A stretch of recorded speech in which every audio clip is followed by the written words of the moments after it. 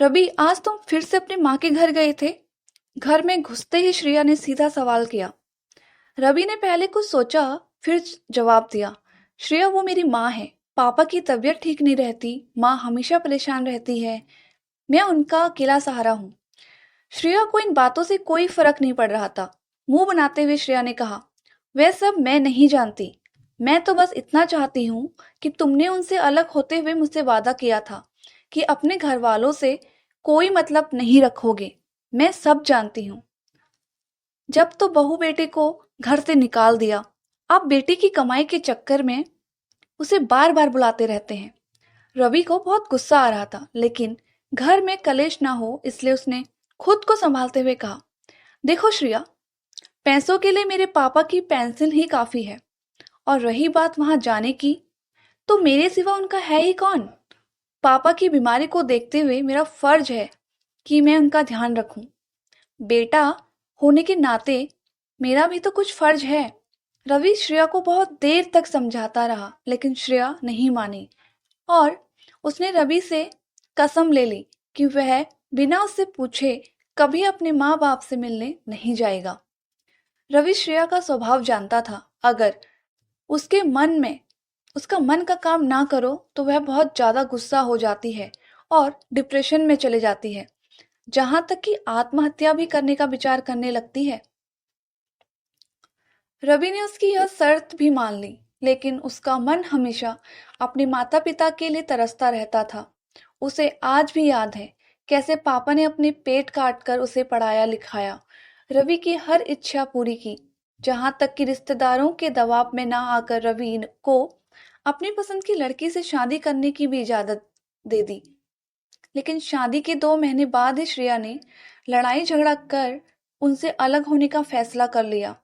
रवि के पिता जगन्नाथ जी ने एक दिन रवि से बात की, बेटा अगर बहू हम लोगों के साथ खुश नहीं है तो तू अलग हो जा, हमारी चिंता मत कर।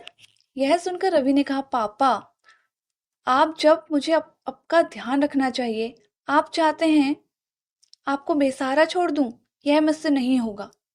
रवि की माँ शांति जी ने कहा, बेटा सही तो कह रहा है, यह बहू को समझाइएगा तो वह भी धीरे धीरे मान जाएगी। आपकी भी तबीयत ठीक नहीं रहती।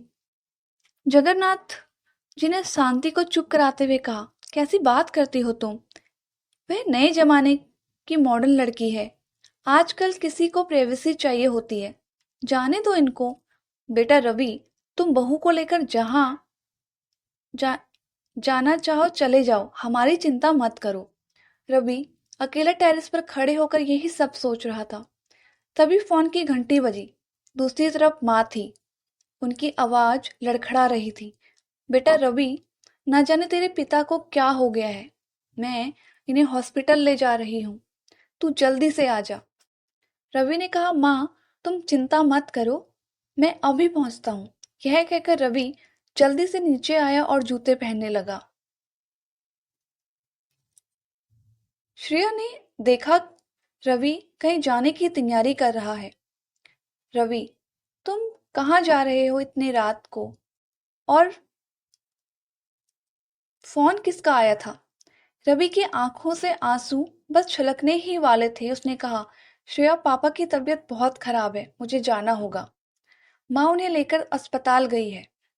श्रेया गुस्से में बोली, रवि, मैंने तुम्हें कहा था ना कि तुम उनसे मिलने नहीं जाओगे।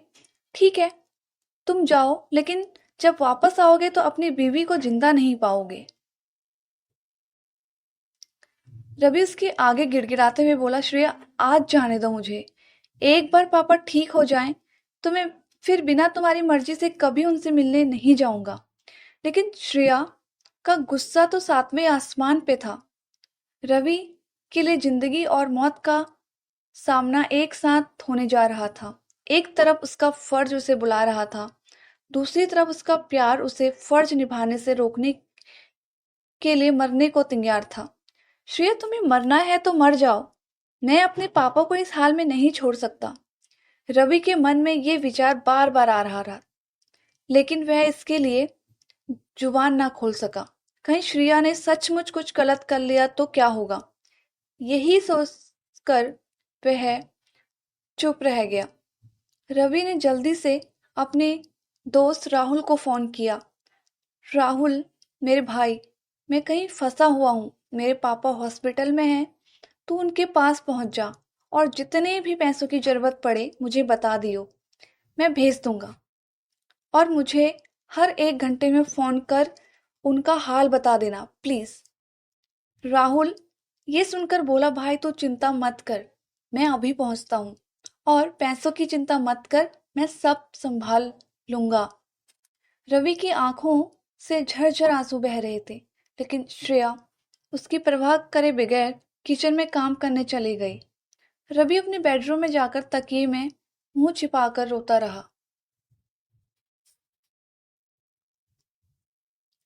कुछ देर बाद उसने राहुल को फोन किया, लेकिन राहुल का फोन नहीं लग रहा था। रवि और बेचैन हो गया। तभी उसे ध्यान आया कि हो सकता है पापा आईसीयू में हो, वहां फोन बंद रखना पड़ता है। इसी तरह अपने आप को समझा रहा था। कुछ देर बाद श्रेया आई और बेड के एक तरफ मुंह फेरकर सो गई, जैसे रवि को गुनाह करने जा रहा था, जिसे श्रेया ने पकड़ लिया। कुछ देर बाद उसने फिर से राहुल को फोन लगाया, लेकिन फोन नहीं लगा। रवि का मन बहुत बेचैन हो रहा था। उसके हाथ पैर ठंडे पड़ रहे थे। वह अपने आप को कोस रहा था कि क्यों उसने श्रेया से प्यार किया और आज तक उसकी हर जिद मानता रहा, जबकि उसकी किसी बात से कोई फर्क नहीं पड़ता। कुछ देर बाद फोन की घंटी बजी। क्या बात है राहुल, पापा कैसे हैं? तेरा फोन नहीं लग रहा था। राहुल का फोन देखते ही रवि ने एक सांस में ही सारे सवाल पूछ डाले।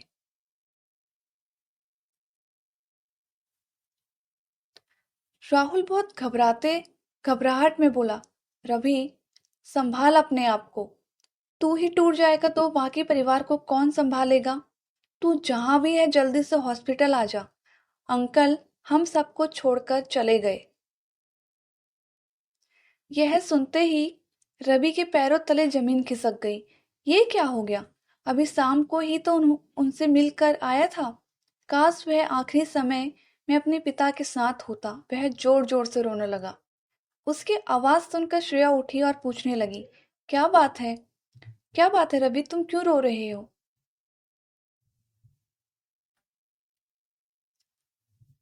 रवि ने उसे झड़कलाते हुए कहा, सब खत्म हो गया श्रेया, मेरे पापा भी और शायद तुम्हारा और मेरा रिश्ता भी। यह कहकर वह बाहर निकल गया। श्रेया भागते हुए उसके पीछे रवि रवि चिल्लाते हुए भागी, लेकिन इससे पहले कि वह कुछ कह पाती रवि वहां से जा चुका था। श्रेया की आंखों से टप टप आंसू बह रहे थे। कहीं अब रवि उससे नफरत तो नहीं करने लगेगा, कहीं उसे छोड़ तो नहीं देगा। यही सोचकर वह रो रही थी। अगले दिन रवि के पिता के घर पर सारे रिश्तेदार इकट्ठे हो गए थे। रवि एक तरफ कोने में गुमसुम बैठा था। तभी वहां श्रेया आई। उसने रवि को देखा, लेकिन रवि को तो जैसे होश ही नहीं था। फिर वह अपनी सास से मिलकर रोने लगी। उसके रोने की आवाज सुनकर एक बार रवि ने उसकी ओर देखा और नजर फेर ली। रवि ने भारी मन से अपने पिता को अंतिम विदाई दी। आज उसके पिता को मरे 5 दिन हो चुके थे। इन 5 दिनों से श्रेया भी वहीं रह रही थी, लेकिन रवि ने एक बार भी श्रेया से बात नहीं की। यह बात शांति जी अच्छे से नोटिस कर रही थी। जगन्नाथ जी की 13वीं के अगले दिन शांति जी ने रवि और श्रेया को एक कमरे में बुलाया। रवि श्रेया को देखकर उठकर जाने लगा। बेटा मेरी बात सुन, मैंने ही बात करने के लिए बहू को बुलाया है, लेकिन मुझे कोई बात नहीं करनी माँ। पापा की बात मानकर मैं अलग हो गया, लेकिन अब मैं आपके साथ रहूंगा।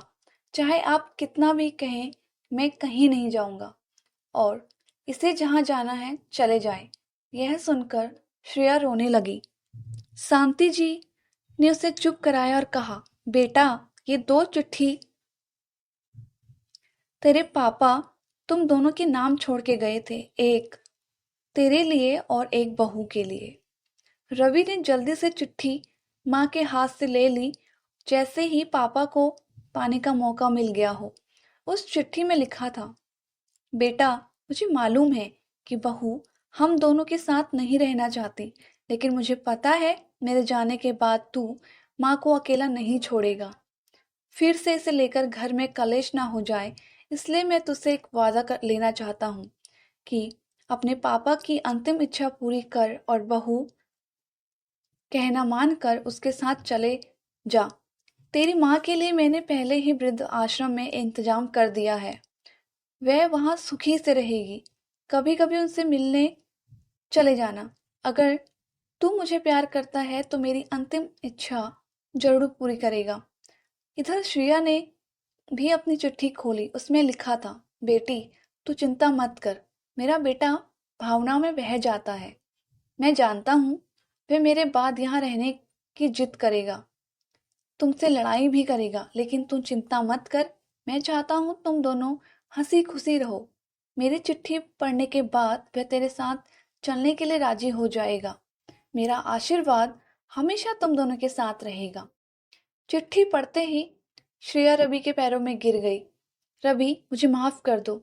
ससुर जी जैसे देवता को मैंने उनके बेटे से अलग किया। इसकी सजा मुझे मिलनी ही चाहिए। तुम मुझे तलाक दे दो। शांति जी ने श्रेया को उठाकर गले से लगा लिया। खबरदार बहू, जो फिर से कभी ऐसी बातें कही। तुम्हारे ससुर जी का एक ही सपना था कि तुम दोनों सुखी से रहो। आज तुम दोनों को देखकर कितना दुखी हो रहे होंगे। श्रेया शांति जी के पैरों में गिर गई।